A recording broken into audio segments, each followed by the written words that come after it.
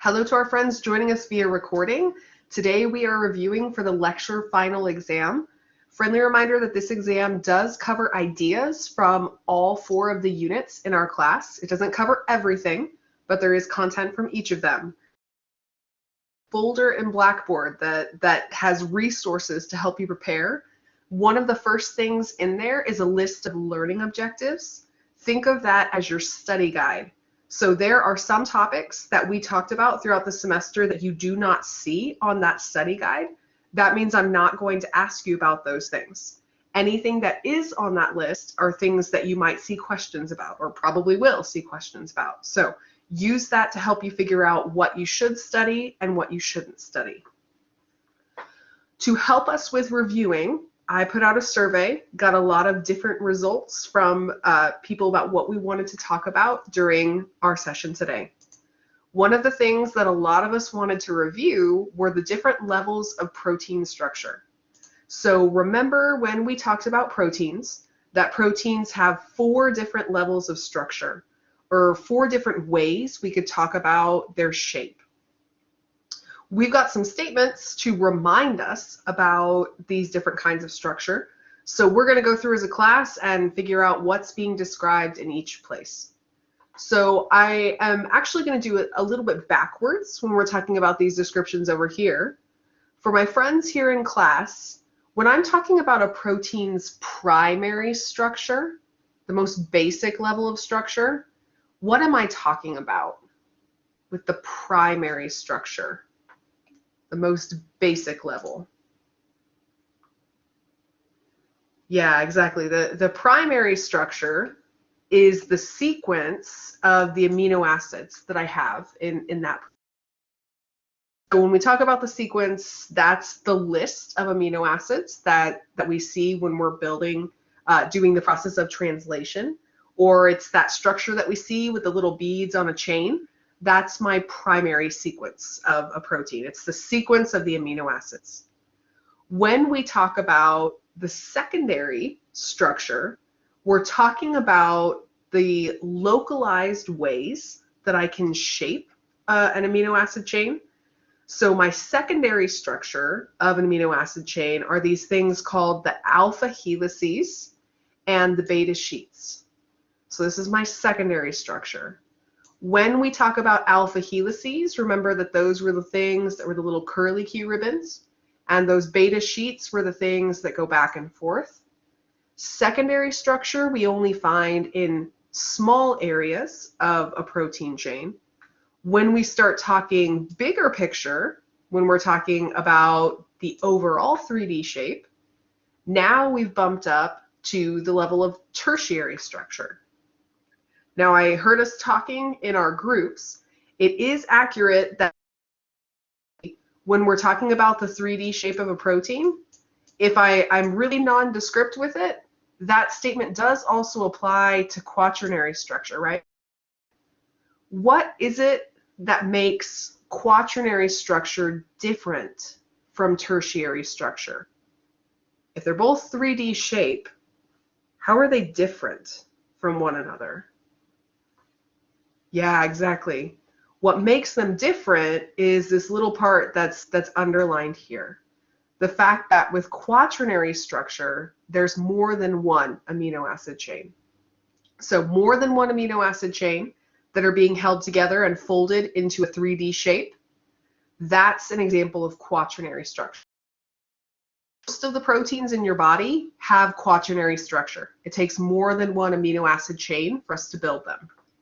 But some very small proteins in our body, for example, remember that myoglobin protein that we talked about with muscle cells?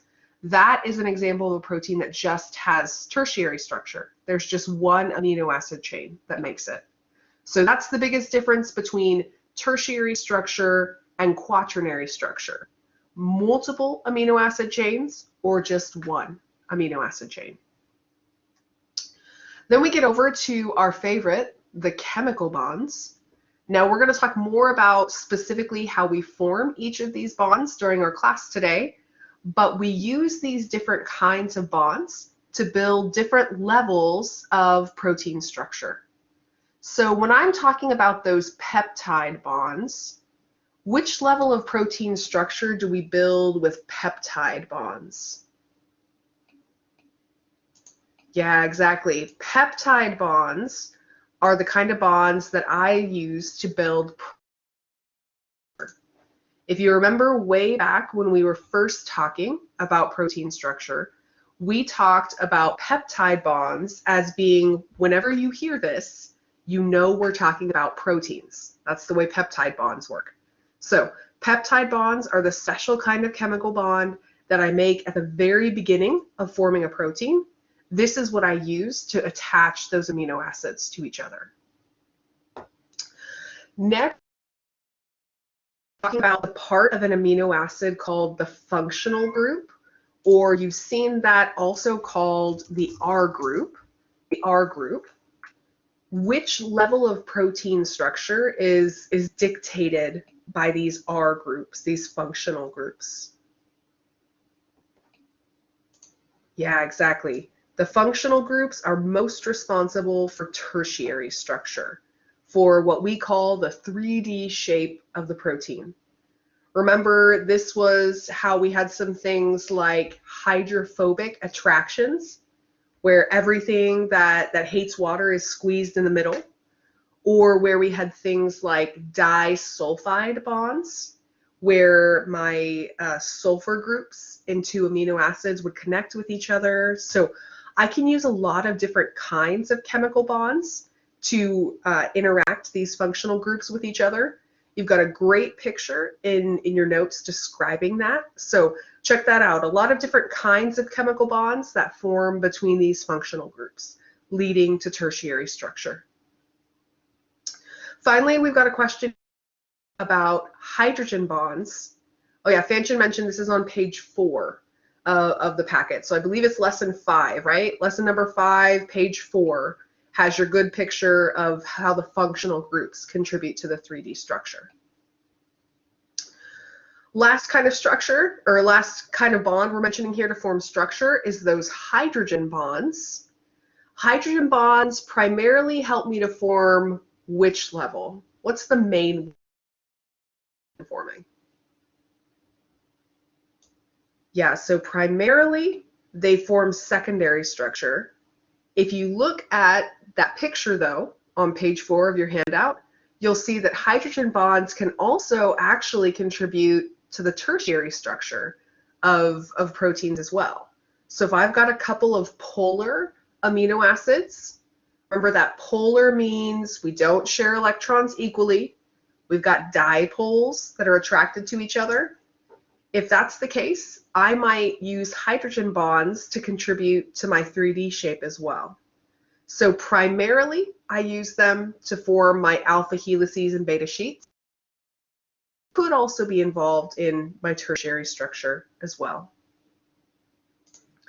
Here's a quick image just to remind us of the different levels of protein structure in picture format. So notice here when I'm looking over here at the primary structure of an amino acid, here's those R groups, those functional groups. So the way that an amino acid is structured is we have amine groups and we have acid groups. I'm having trouble with my picture here. So the amine groups and the acid groups, this actually looks really terrible. The amine group and the acid group of neighboring amino acids will form a peptide bond with each other. We were talking about in our groups, when we form peptide bonds, we're doing a process called dehydration synthesis. When I form that bond, I release water. So dehydration synthesis, the way that I connect together my amino acids to each other in a chain. So each amino acid has a functional group, an R group, an amine group, and an acid group. And that's what they'll use to connect with each other as we're in the line.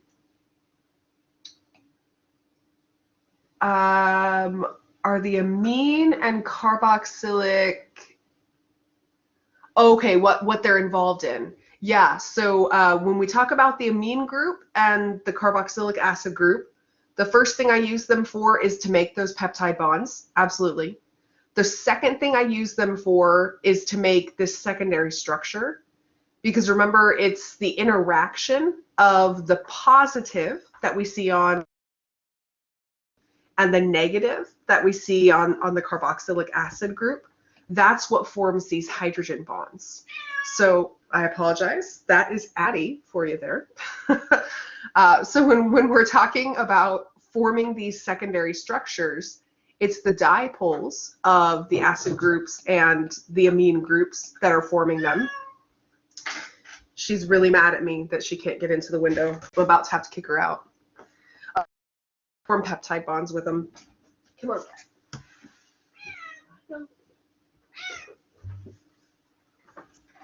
My husband laughed at me for closing the door when he was gone, when there's no kids. There may be no kids, but there is a cat.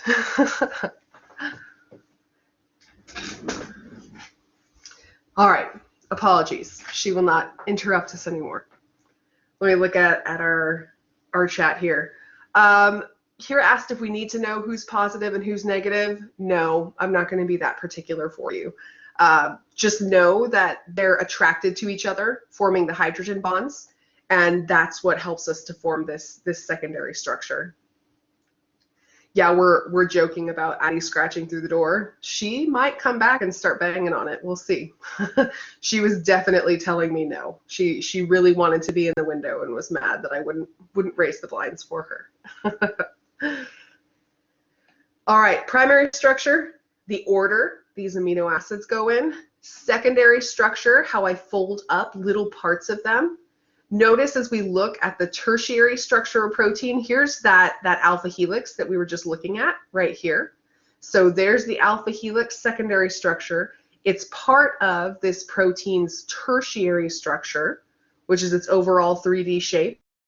Remember that I get this 3D shape because I'm forming parts of it to avoid water, or parts of it are attracted to each other, or parts of it are forming bonds together. So tertiary structure, 3D shape for one amino acid chain, quaternary structure when I have more than one amino acid chain. How do we feel about protein structure? Thumbs up, thumbs down. What do we think?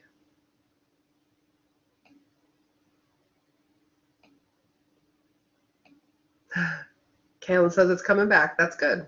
Yeah. By the way, here's something else that needs to come back.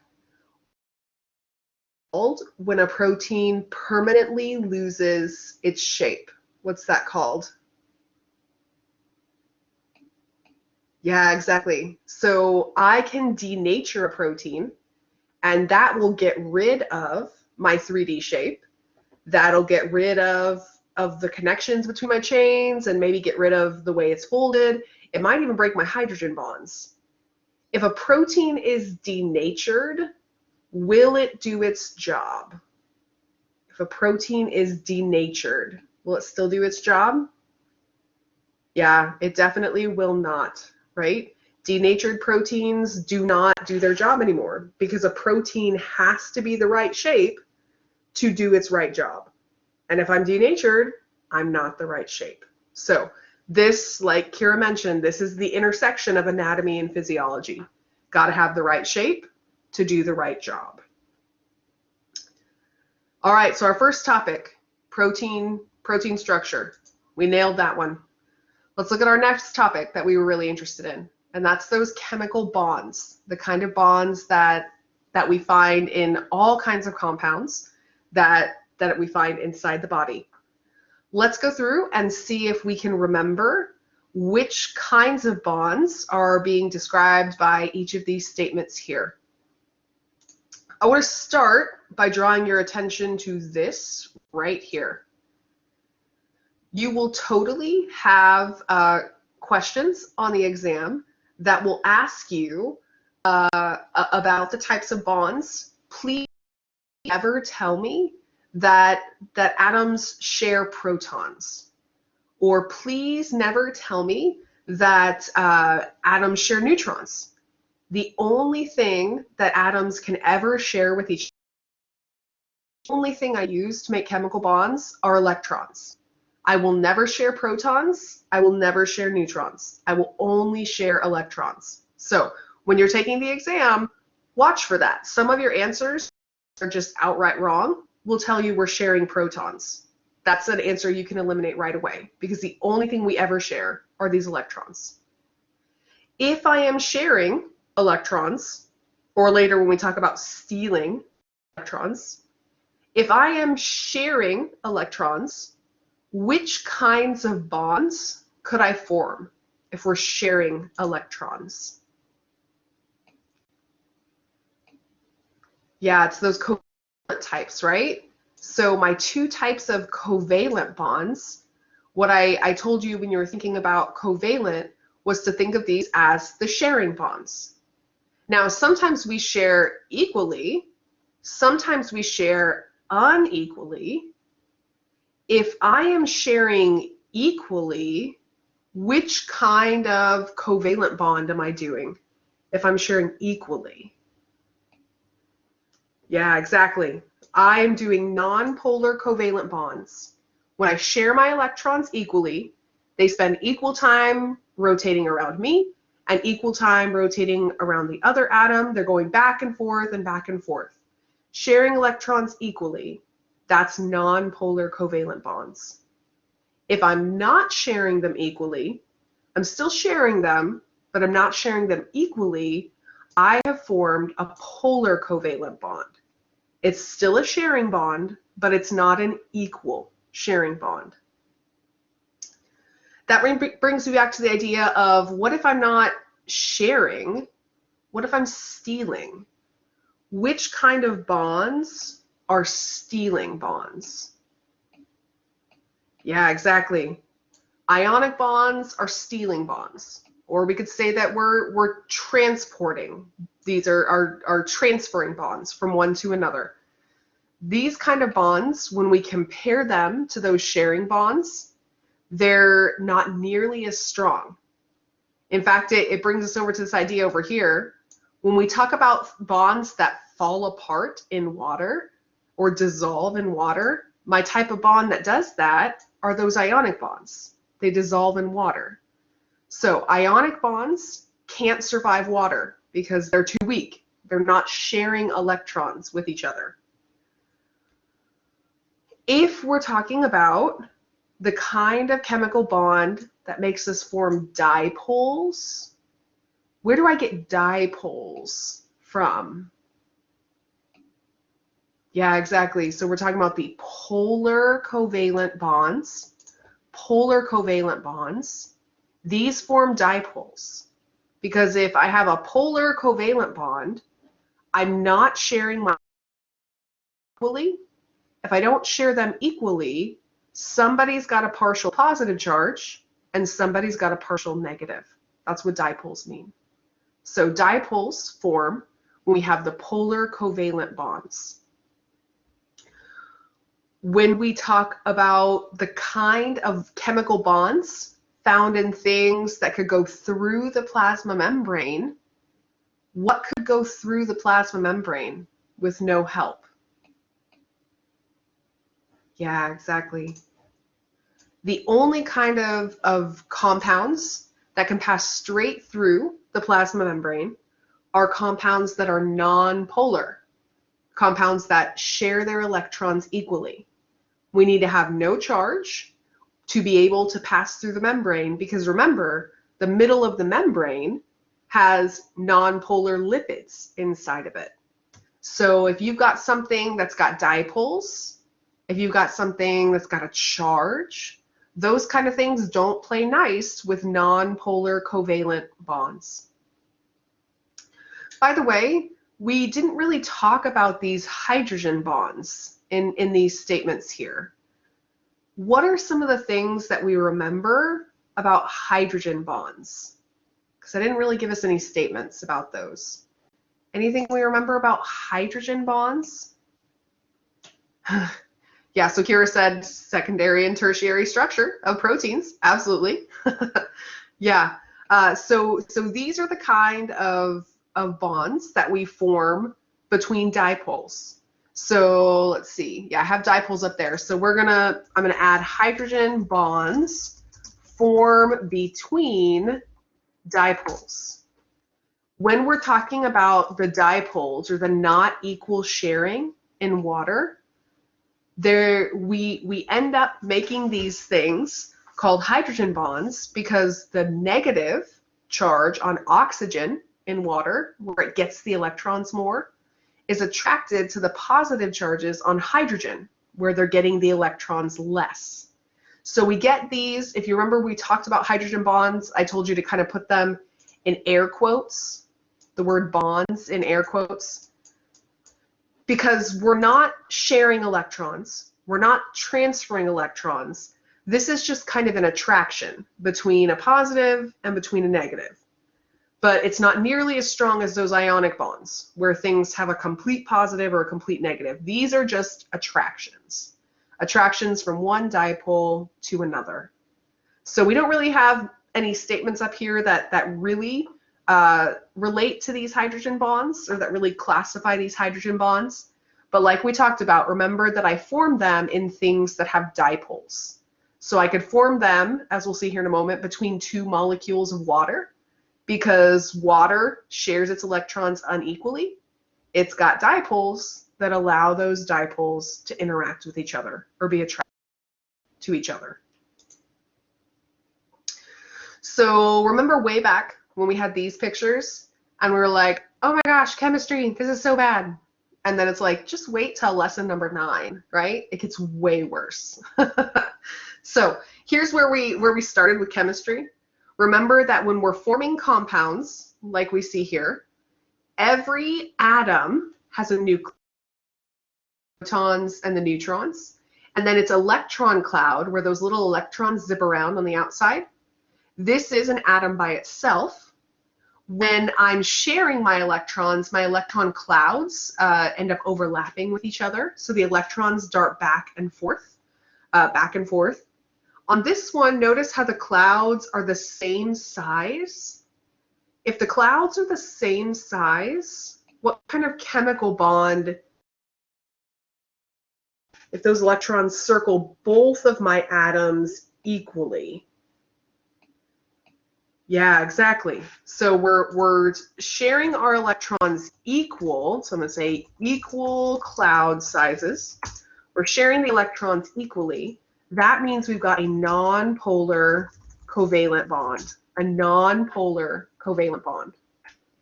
Sometimes we're not so good at sharing them equally. See how my cloud is larger around this atom compared to this one over here. We're still sharing because we've got one electron cloud, but it's not the same size in both places. Because of that, we would say that this is a polar covalent bond, because we have unequal sharing of those electrons. Big idea being, if we share, we've got to be some kind of covalent bond. If our clouds look the same, that's a nonpolar covalent bond. If our clouds don't look the same, that's a polar covalent bond. And then remember, when we have things that don't share equally, the electrons will spend more time around one than the other. That's how we generate those dipoles. So these are your dipoles that we talked about in water. Remember, a hydrogen bond is when the negative dipole on oxygen gets attracted to the positive dipole on hydrogen. Because oxygen really loves electrons, hydrogen is less attached to them.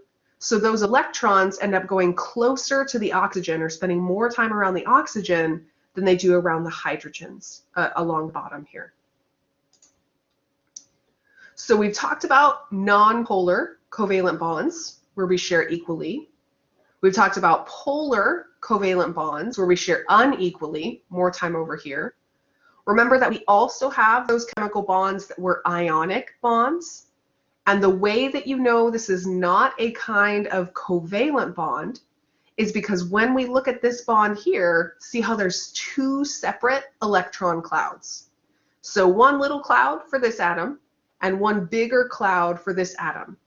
What happened is this atom transferred or gave away an electron to this one.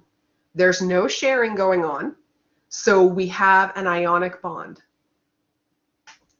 Back when we talked about this, way back in unit number 1, I mentioned to you, and I want to say again, that I will not ask you about these numbers. These numbers give me an idea of the differences in electron of compounds.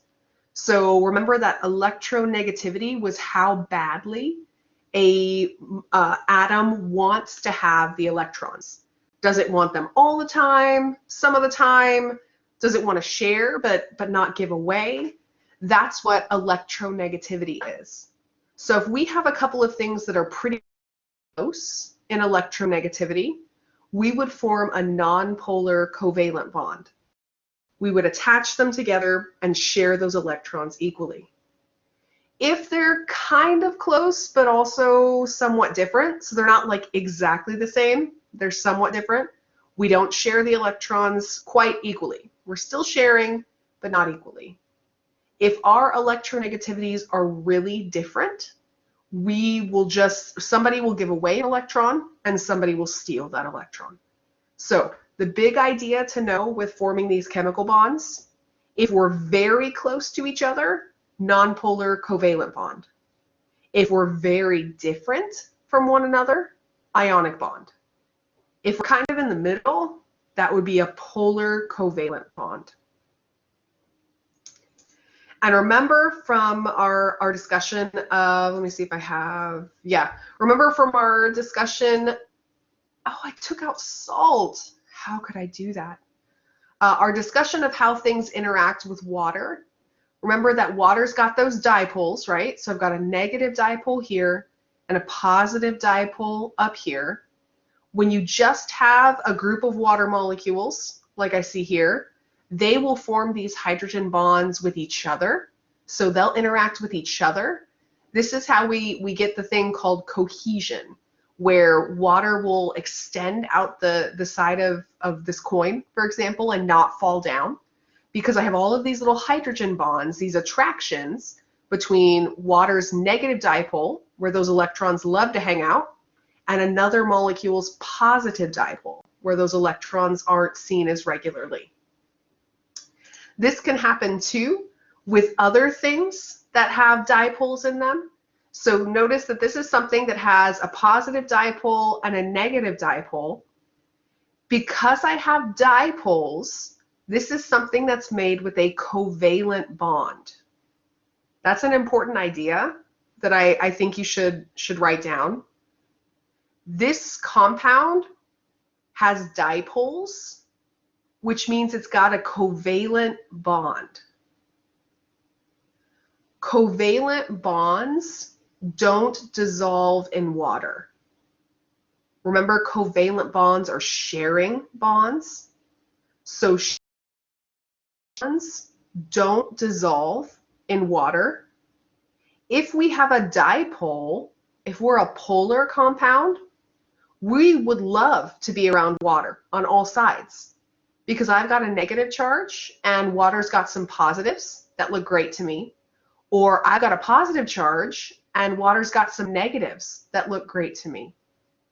Polar covalent compounds or polar molecules,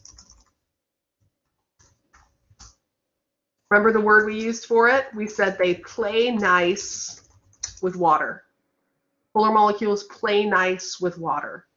Yeah, so our technical word for that, right, is they're hydrophilic. They're hydrophilic. You might also see the way it was phrased, I think, on the review assignment, is they would surround themselves with water. They would surround themselves with water. They want water to be on all sides. That's what happens with a polar molecule.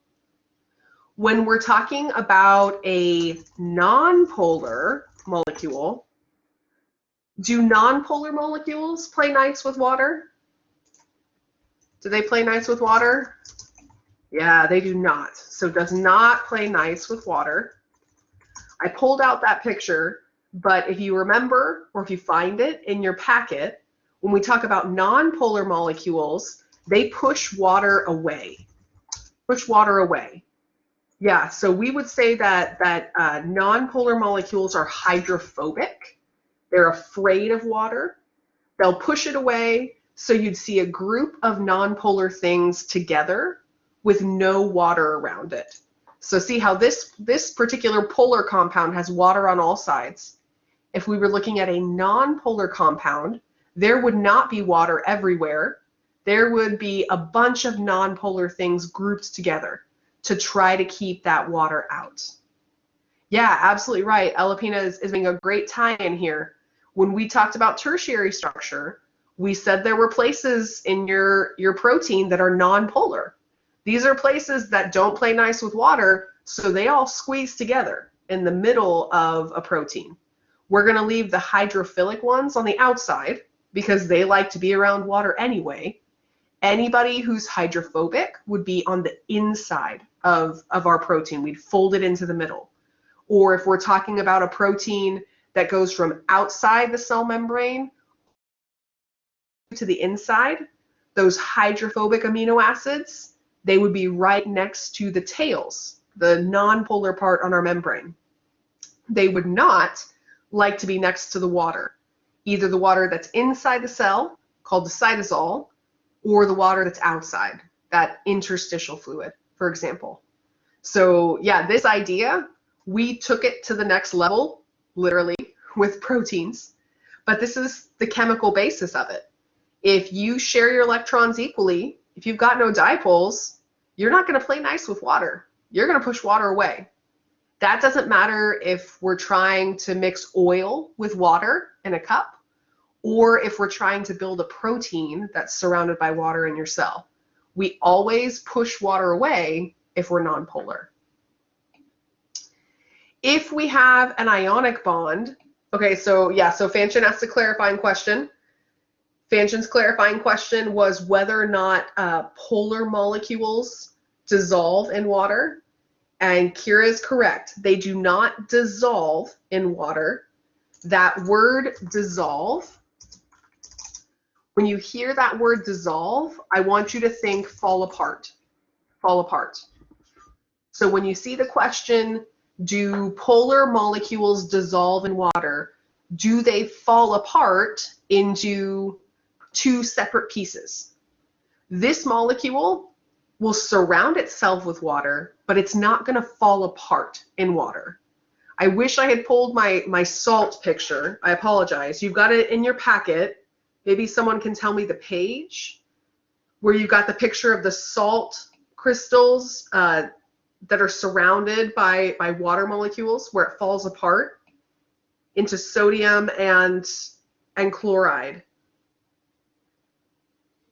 Yeah, ionic bonds are the only ones that fall apart.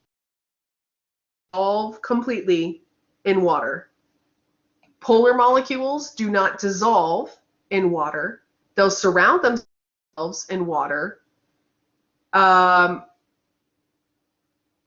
Water, so, okay, water, I see where we're asking. The question is water soluble, how does that relate to dissolving? That's a good question. So water soluble,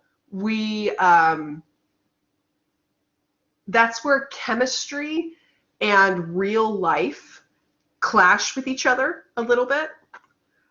So when we talk about things that are water soluble, we would say that this compound would be water soluble, meaning I could suspend it in water. It would surround itself with water. Just because it surrounds itself with water doesn't mean it would fall apart in water. So let's make some notes here. Water soluble, surround itself, I cannot spell, sorry, surround itself with water when placed in water. That is different than not necessarily falling apart in water.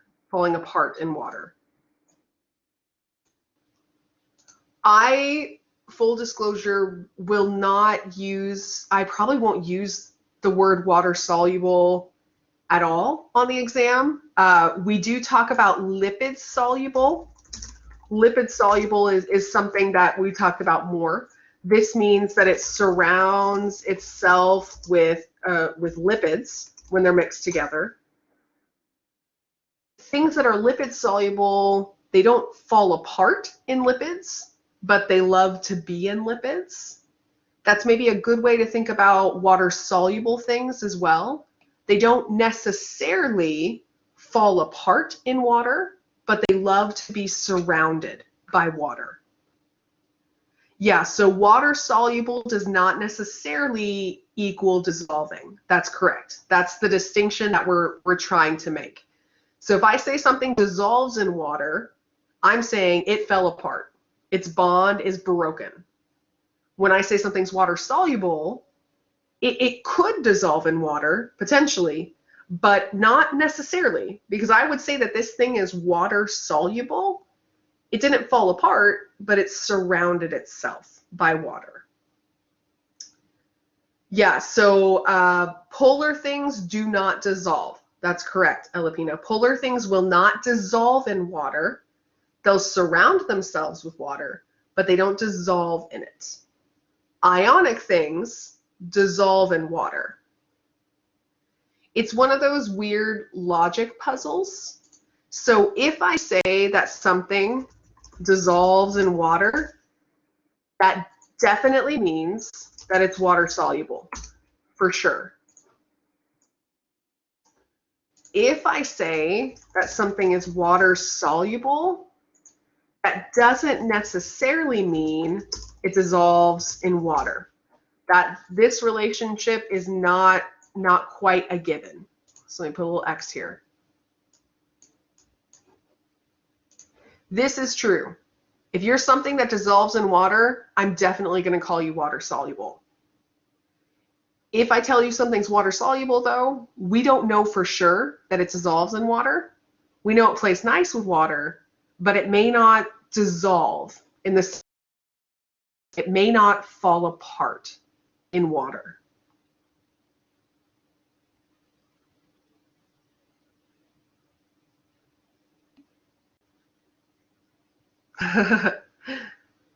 Yes, Finchon caught me going into some of those logic stuff from my high school logic classical education. Absolutely. What other questions do you have about this?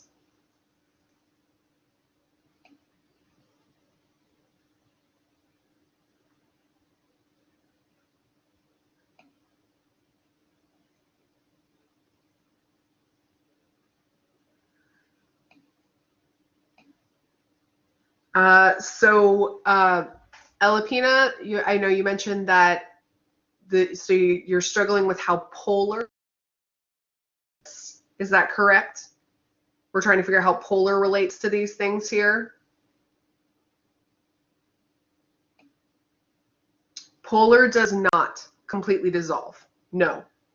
A polar thing means that we share electrons. To make a polar molecule, we're sharing electrons.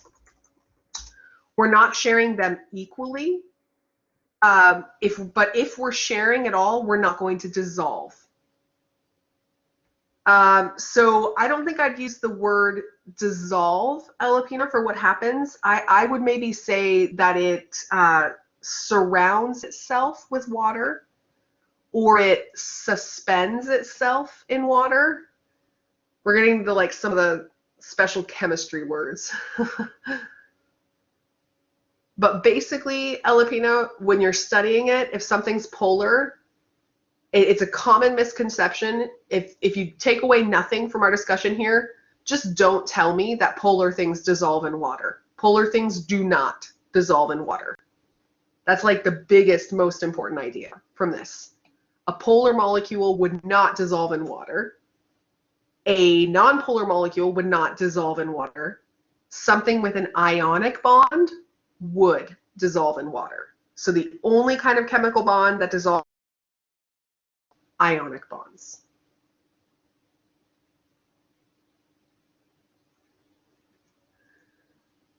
Thumbs up, thumbs down on chemical bonds.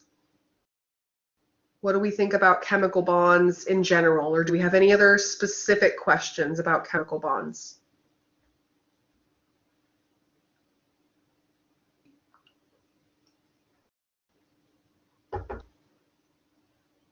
Okay. Well, let's move to the last topic that we did in groups before we move on to some other things. We're looking at some statements here that describe either steps of the cross-bridge cycle or things that are involved in the cross-bridge cycle. So one of the things that's involved in the cross-bridge cycle is the thick filament. When we talk about the thick filament, it is not made out of actin, myosin, and troponin. What is the thick filament made out of? The thick filament. Yeah, exactly. The thick filament is just myosin. The thick filament is only made out of myosin. When we're talking about our other proteins, so when we're talking about actin and we're talking about troponin, those are things that are found on the thin filament, along with who? Who else? What other protein is found on the thin filament? It's not myosin. Who else is found on the thin? It's our spaghetti noodle protein, if you will. Yeah, exactly. Our spaghetti noodle protein, the one that covers the myosin binding sites, is called tropomyosin. Remember that troponin is the push pin that holds tropomyosin in place. So the spaghetti noodle, tropomyosin, troponin, the push pin that holds the spaghetti noodle in place. The protein of the thin filament is actin. Myosin is my thick filament protein. It's really big. That's why it's called the thick filament. All right, our next statement here talks about ATP attaching to myosin in which step? It's not cross-bridge formation. Which step is it that ATP attaches to myosin? Which step is that? Yeah, Kira's absolutely right. That's going to happen in the detachment stage. Detachment. Because remember, myosin, it used to be attached to actin. Here's how we could change our statement here. If we say that actin and myosin attach to each other, that's what happens in cross-bridge formation. When actin and myosin are attached to each other, when we run out of energy, along comes a molecule of ATP, and that's a lot shinier and more exciting than actin. So myosin will attach to ATP and let go of actin. Cross-bridge detachment, when ATP comes in and makes myosin let go of actin. When myosin and actin first attach, that's the stage called cross-bridge formation. Then we've got a statement down here that talks about the power stroke.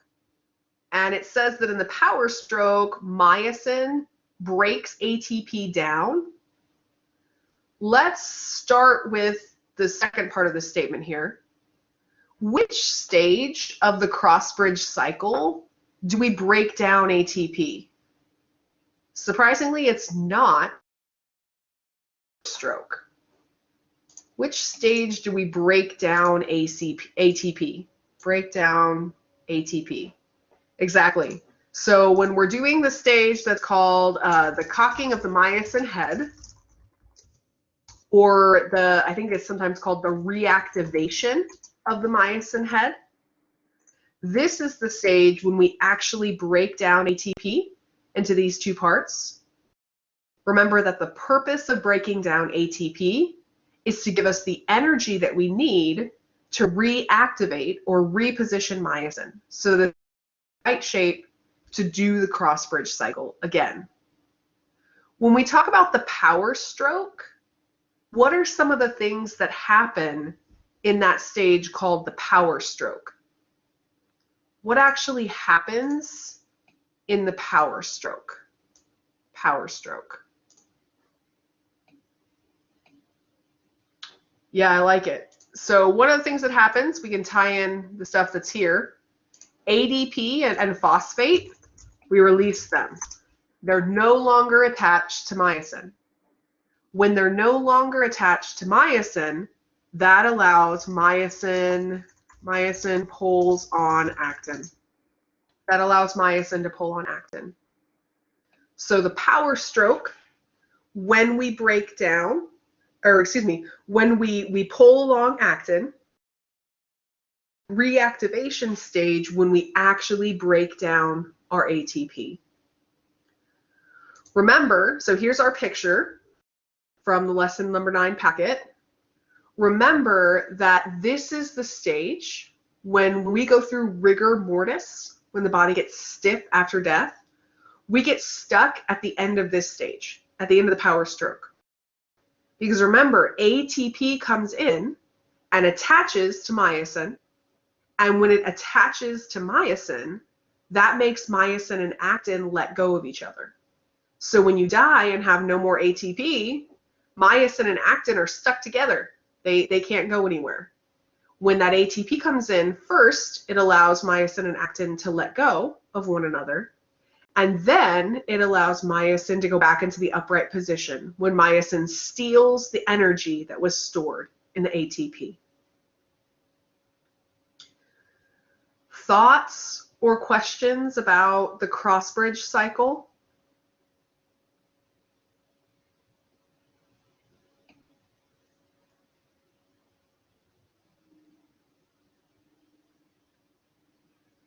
I have a question for you. Where did this calcium come? How did I get calcium right here?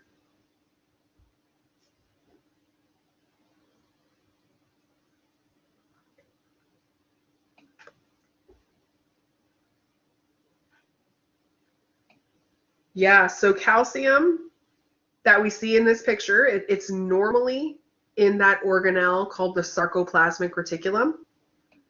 Before we can do the cross-bridge cycle, before we can do any of this stuff, remember that we have to go through the process of excitation, contraction, coupling. We have to go through the stage of a neuron sending a message to a muscle cell. That message causes the muscle cell to release calcium from its sarcoplasmic reticulum to be able to go through this process of the cross-bridge cycle. Yeah, so like Kira mentioned, at the very beginning, long before we actually have movement, the very first thing that has to happen, we had to spit out that acetylcholine. That's the message that the neuron uses to tell the muscle cell that it's time to contract. That message travels across the membrane. It travels in through those T-tubules. That helps it to change the shape of some proteins that press on the sarcoplasmic reticulum, spit out the calcium, and we go from there. So remember that flow chart that you have in your notes that shows you excitation, contraction, coupling together, a message with this process of contraction.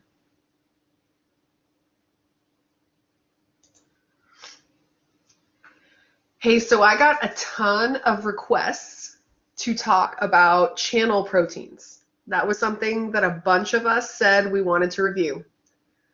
I promise now when we talk about these, you're going to be like, oh, that is so easy, like pshaw. But I totally get it. The first time we learned this, it was really hard. And we think it sounds scarier than it actually is. We're looking in this picture here at the 4 types of channel proteins that we have on our cells. the very same channels that we use to do things like sending a message, like hearing a sound. These are the things that we've talked about all semester on different types of cells. So let's start with this one over here. This is a channel protein that is always open. Since it is always open, what kind of channel do I call this one? This one is always open. Yeah, so this one over here is a leakage channel. Leakage channel. Remember that leakage channels are always open. And if it's always open, does it transport things fast or slow? If we are always open, yeah, this kind is going to transport things slowly. Transport things slowly.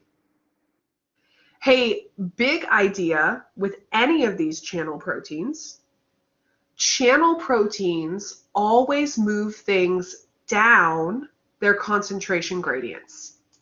So channel proteins, let me type that up for us here. Channel proteins always move stuff down the concentration gradient. So we're always going from high to low, always, with a channel protein. It doesn't matter if you're one of these leakage channels that are moving things really slowly, or if we're one of gated channels. Here's our gated channels here. Channel proteins always move things from high to low. Let's remind ourselves about our different kinds of gates. So this one up here has a spot, a receptor spot for things like a neurotransmitter. A neurotransmitter is a type of chemical. Yeah, so this one up here is what we call a chemically gated channel. Hey, check this out. We talked about chemically gated channels in several different places. What are some of the places that you remember that we talked about chemically gated channels? Where did we talk about having these in the body?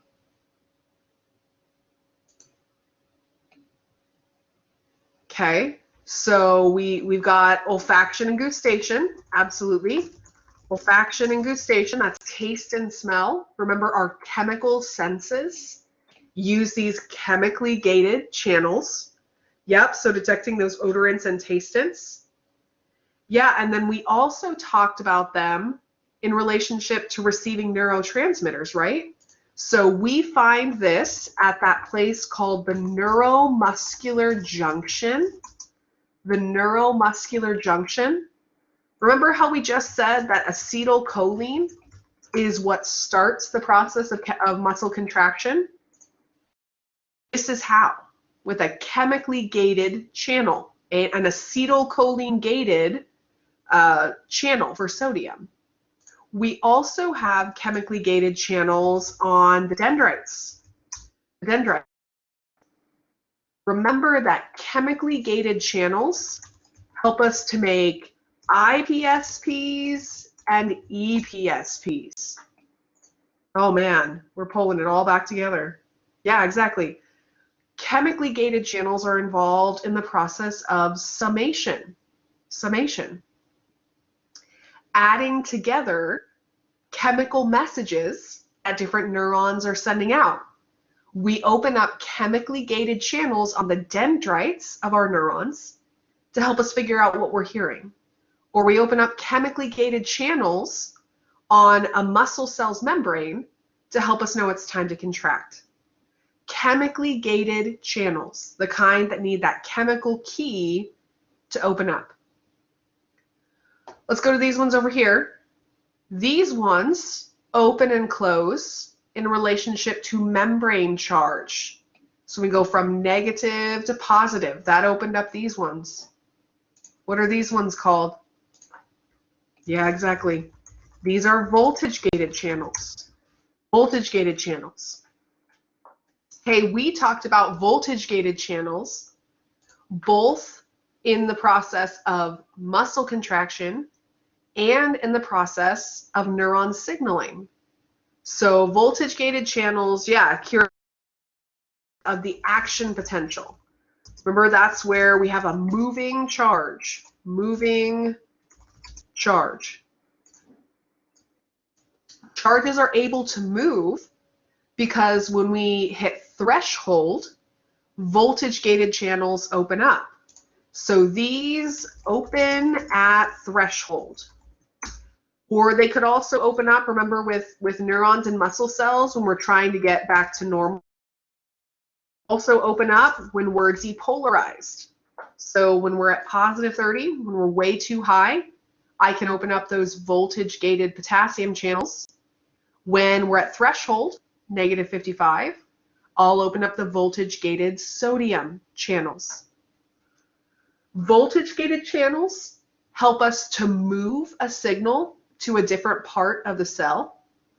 Chemically gated channels help us to receive a signal. So the first part of hearing a message, chemically gated channels.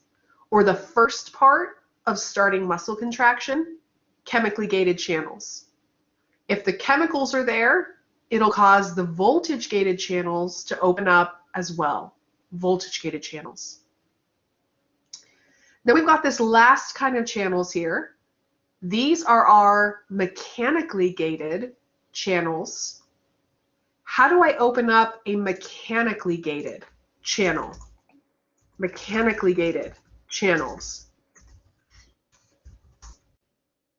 Yeah, exactly. Mechanically gated channels, we push them open. We push them open. We talked about mechanically gated channels with two of our special senses. Yeah, so we use them for the sense of hearing, and we use them for equilibrium. Absolutely, equilibrium.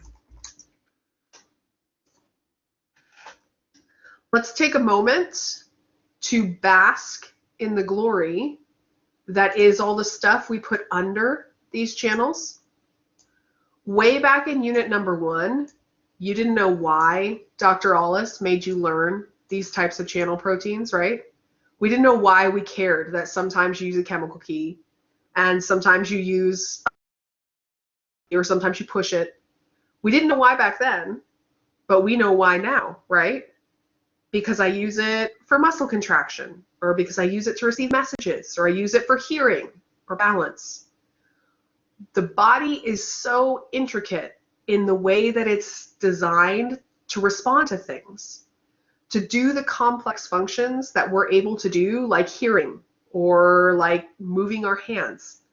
We have to have a lot of different kinds of functional structures to make those things happen. Yeah, so I'm hoping that maybe as we circle back around, I'm hoping we're maybe starting to make some of those connections that we didn't quite make at the beginning. This is the whole idea of review back around. Let's connect our new stuff to our old stuff. Well, here's all of our new stuff to that really, really old stuff. Fanshin, did you have a question or a comment? Yeah, it's just easier to ask this one. So when I was looking back on the transport proteins, it was talking about the carrier proteins and the channel proteins, and it was saying that channel proteins don't change shape, but carrier proteins do. Correct? Okay. Yes. And one of the questions on the assignments, I think, was asking about who open. Are they always open? Which I know leakage are always open. But then it was like one is not open to both sides. Was that the carrier protein? That one confused me. Yeah, so that's actually a great segue because I'm pretty sure I put, yeah, so Okay. we start talking about carrier proteins when we talk about active transport. Okay. So, yeah, so Fanshin mentioned the idea of whether or not things are open on both sides or they're not open on both sides. let me go back here. When we talked about these kinds of proteins, remember that we said these channel proteins always transport stuff from high to low. Channel proteins always go from high to low. The reason that that happens is because when a channel protein is working, outside and inside are both open at the same time. Things will only ever go from where there's a lot to where there's a little. If we give things options, if we open these two sides to each other, they're only ever going to go from where there's a lot to where there's a little. Channel proteins can only ever transport stuff from high to low. But in the body, sometimes we need to take stuff there's already not very much of it and make it go to where there's more of it. So sometimes we need to go up the concentration gradient. For us to be able to do that, we have to use a type of protein called a carrier protein. A carrier protein. So carrier proteins, there are several things for us to know about them. First thing, maybe most helpful thing to know, is that they attach to what they move. Carrier proteins attach to what they move. When they attach to that, they'll change from being open on one side to being open on the other side. So open to one side at a time. If carrier proteins are working without using energy, it is possible that we could use a carrier protein and not use energy.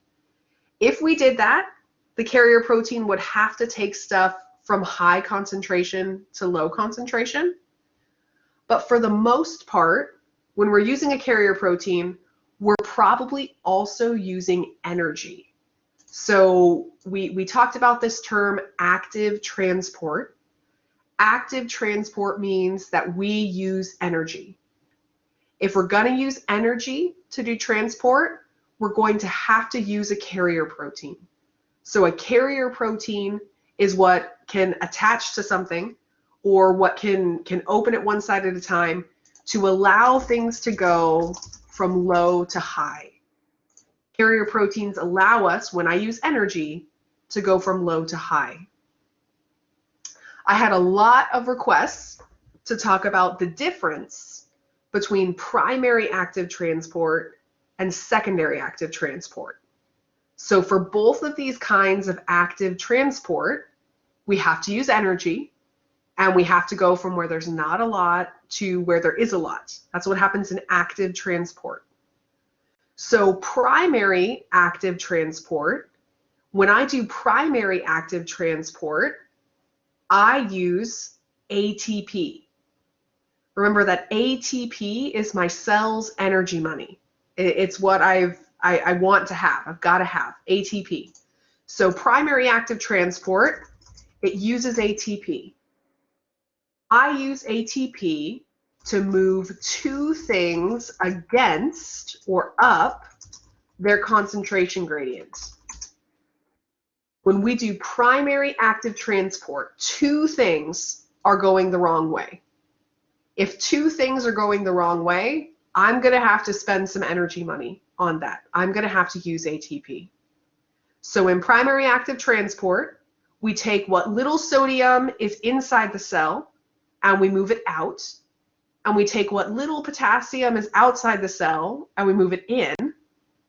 I'm doing this because remember, the sodium-potassium pump, one of our examples of primary active transport, this is what makes the membrane of your cell polarized.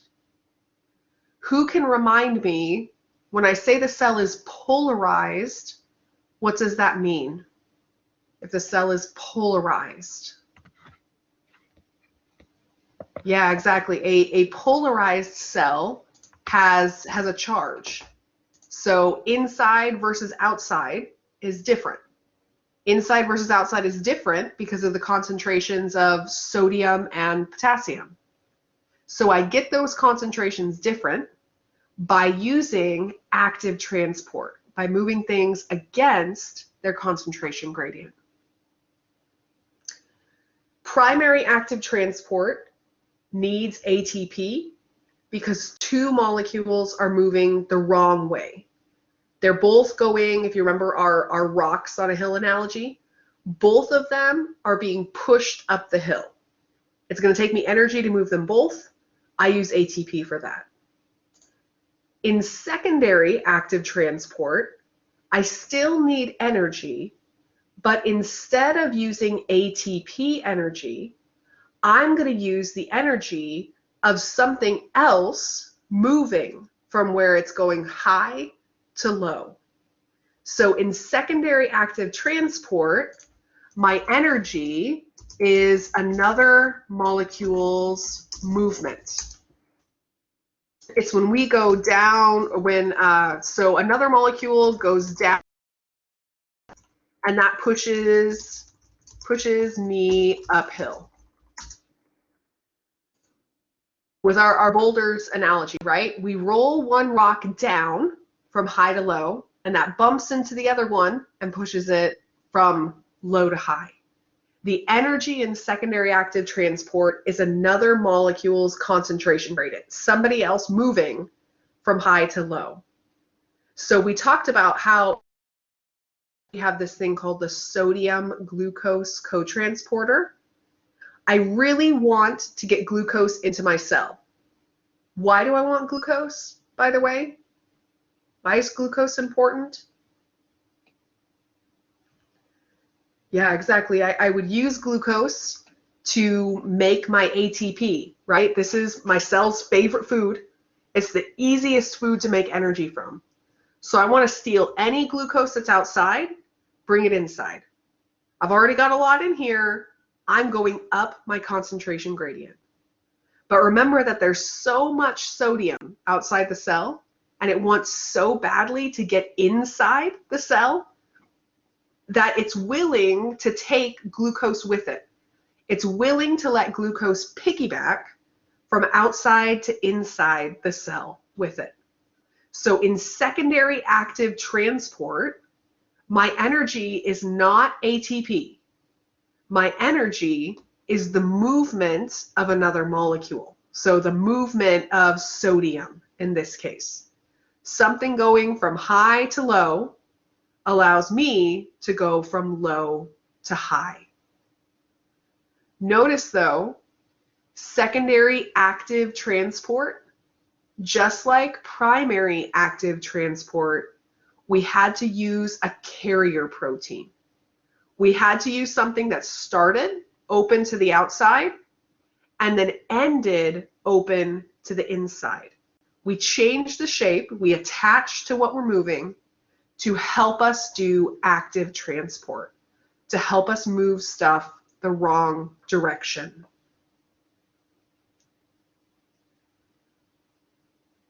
How do we feel about our two types of active transport?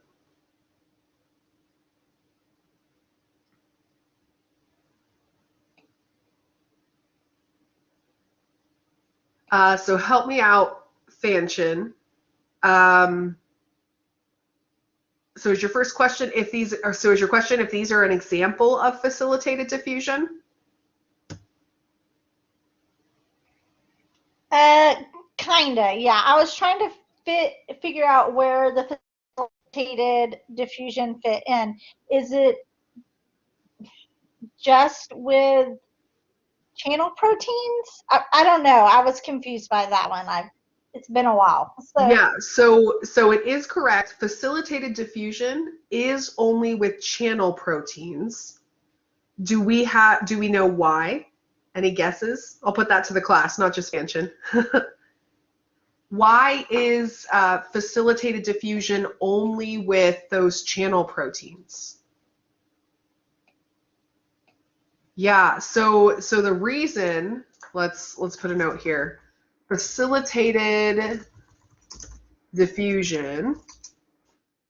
The key here for us to know that this is only channel proteins and not carriers is diffusion.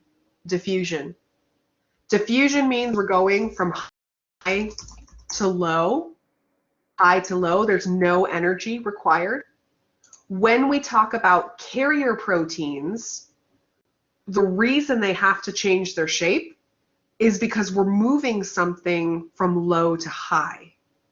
So facilitated diffusion, we use channel proteins to do that, because channel proteins are always transporting things from high to low. Doesn't matter if I'm gated or leakage, I always transport things from high to low. Carrier proteins are going to take things from low to high. So carrier proteins do active transport. They do active transport. So active transport means I use energy of some kind. Using energy means I'm using a carrier protein. Channel proteins can only move stuff from high to low. It takes no energy. What channel proteins do is called facilitated diffusion.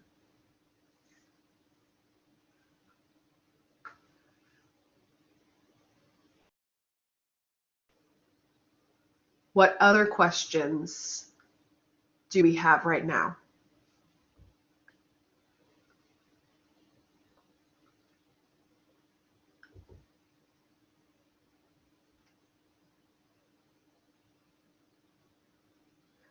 Kaylin, I think you're not the only one thinking it's going to be a long weekend.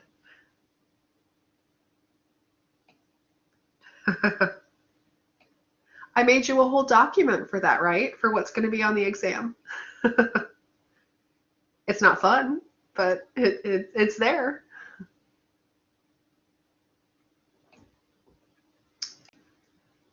All right, let's see what else. So the other thing that I had a lot of requests for were the ions and the channels that we use to do muscle contraction and use for neurons to talk. So we have a little bit of time left. I will go through and talk about some of these things with us. We will pick up anything that we don't get through today. We'll pick up on. I do see the question in the chat, Audrey, about going over the Unit 4 exam. I will probably try to plan some morning office hours on Monday so that you have a chance to look over it before our afternoon class on Monday. Same deal, I might try, I will have office hours on Tuesday, although that'll be maybe a little bit late, depending on when you're planning to take the final exam. So sure when I post our weekly bulletin board to say when that time would be, when my office hours will be on Monday morning, to make sure we have a little extra time. All right, so really fast, when we talk about the neuromuscular junction, the place where a neuron meets with a muscle cell, remember that just like with the way that neurons talk to each other, when a neuron talks to a muscle cell, it all starts with chemically gated channels. It all starts with those neurotransmitters. When we are looking at a muscle cell, not contracted, so a relaxing muscle, remember that muscle cells start at -90. They actually start even more negative than neurons do, -90. So when a muscle cell receives a message from a neuron, that message comes in the form of acetylcholine. It attaches to these chemically gated channels. In rushes sodium. As that sodium rushes in, it causes the voltage-gated sodium channels that we find all up and down the sarcolemma. There's a muscle word for us. Sarcolemma. That's my membrane, right? Membrane on a muscle fiber. Voltage-gated sodium channels on the sarcolemma open up. That causes voltage-gated channels in the T-tubules to open up. Those were those little tubes of membrane that go down into the muscle cell. All along a muscle cell membrane, voltage-gated sodium channels open up. Remember that when we get all the way up to positive 30, the cell has a moment of clarity and realizes it's way too positive. So it'll open up voltage-gated potassium channels to bring it back down to its regular resting membrane potential. So voltage-gated potassium channels bring a muscle fiber's charge down. Voltage-gated sodium channels bring a muscle fiber's charge up. That's exactly the same as what happens with our neurons. Except remember that in neurons, we also have this important thing called threshold.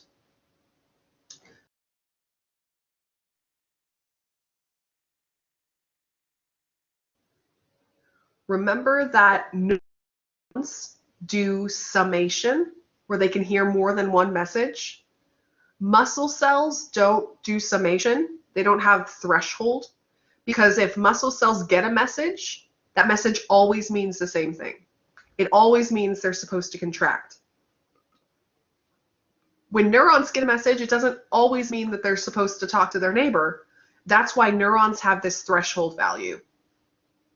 So when a neuron gets neurotransmitters, if enough of those neurotransmitters cause EPSPs, excitatory messages, that neuron will hit threshold. When it hits threshold, which kind of channels open up again when we hit threshold? Who gets us up here? Yeah, exactly. It's a voltage-gated channel, right? Because we hit threshold, voltage-gated, and it's sodium because I need that sodium to rush into my cell. So sodium rushes in because, hey, remember, lest we forget, salty banana. Where's sodium? Outside or inside? On the outside, yep. Lots of sodium there on the outside. If I want to make the inside more positive, I've got to let the sodium inside. Lots of sodium on the outside. So voltage-gated sodium channels open up. We get up to positive 30. Now I need to get negative. When I need to get negative, I spit out potassium. Potassium a lot inside or outside? Where's potassium normally? Yeah, potassium normally on the inside. So when I open up channels for it, potassium's going to leave, just like sodium came in, right? When potassium leaves, it takes its positive charge with it and makes my membrane charge more negative because I'm spitting out positives. Remember down here, we do what's called hyperpolarization. I spit out too much potassium. I get a little too negative. Over time, using those leakage channels, using my primary active transport, I will get back to normal, get back to resting membrane potential. We forgot one part of our salty banana. Where do I find chloride? That's the other thing. Chloride. Yeah, exactly. Chloride's on the outside, right? Chloride's on the outside. If I open up a channel for it, chloride's going to come in as well. Except chloride, unlike sodium, chloride is an anion, has a negative charge. When that negative charge comes in, that's going to make the membrane more negative as well. That's what we see going on. I'm going to bounce to here. That's what we see going on in this picture that we have in the lesson. Remember that when neurons get messages, there are two options. Either we're going to get excited, get a little bit more positive, or we're going to get inhibited, a little bit more negative. So if my membrane charge goes up, it's because I opened a channel for sodium. Remember, when sodium comes inside, it makes the membrane charge more positive. So if I open up a chemically gated sodium channel, like I see happening right here, I make an EPSP, an excitatory change in my charge. I got more positive. And if I do that again, I open up another chemically gated sodium channel, I get more positive. But if the neurotransmitter that got spit out makes me more negative, I voltage gated potassium channel, or I opened up a voltage gated chloride channel. Either of those things will make my membrane charge go down. So either of those things make an IPSP. Notice I received another excitatory message, another inhibitory message, and then we got the big one, right? This is the message that pushed us over threshold. Once we hit threshold, the voltage-gated sodium channels kick over. And that's what gets us completely depolarized. That's what makes us talk to our neighbor or make us spit out those neurotransmitters. Yes, absolutely. We're having a party in the chat, right? That makes it all happen right here. This particular neuron got multiple different messages, right? We saw lots of these messages. We're doing summation. Would this be an example of temporal summation or spatial summation? Which kind of summation did we do here? Yeah, we're all saying spatial summation. That's correct. How do we know that this is spatial summation? Or what even is spatial summation? What's going on with that? Spatial summation. Type that for us. Spatial summation. Yeah, so a couple of tip-offs that we can see, right? So one of the things that we can tell is we've got mixed messages. Mixed messages. I'm getting some that are excitatory and some that are inhibitory. For me to be able to do that, I must be getting messages from more than one neuron. More than one neuron. So this is spatial summation. Some of the neurons I'm talking to are telling me it's a no-go.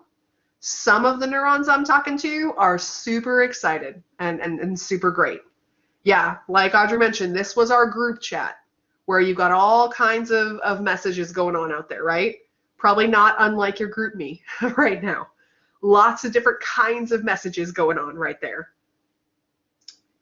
Yeah, so Elapina is making a connection for us. She asked about our neuron that we see here. This would be a good example of a multipolar neuron. Absolutely. You can see how I have all of these different branches, all of these different dendrites, and then our axon that takes the messages away. Yeah, absolutely. This is a multipolar neuron for us.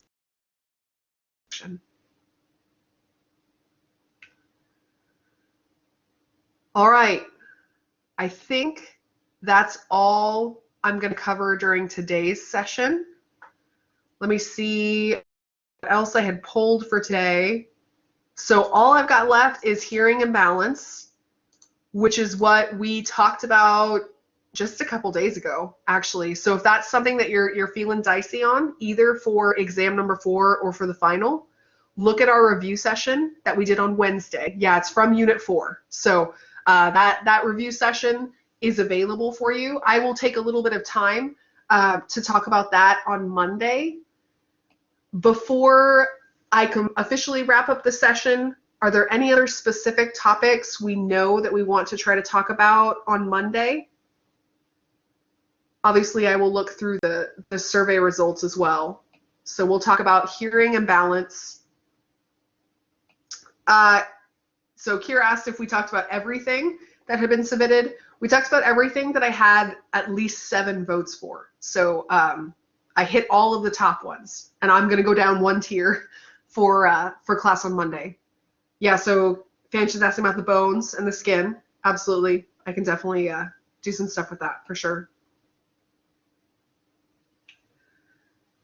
All right, well, for our friends on the recording, please, if you're available, try to make it Monday at 1 o'clock. We will review one more time to get us ready for the lecture final exam. Good luck with your studying. I hope to see you next week.